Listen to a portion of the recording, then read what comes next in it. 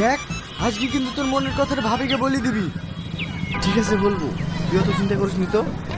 সে তো কত বলছে আমি দেখতেই পাচ্ছি, 1 মাস ধরে শুধু যাচ্ছি আর আসছি। তুই যে ওকে ভালোবাসিস সে কথাটাই বলতে পারছিস না। যেদিন লাইনে অন্য কেউ ঢুকে যাবে সেই দিন বুঝতে পারবি। ঠিক আছে, আজকেই আমি ওকে বলবো। ওই দা ভাবি চলে এসছে।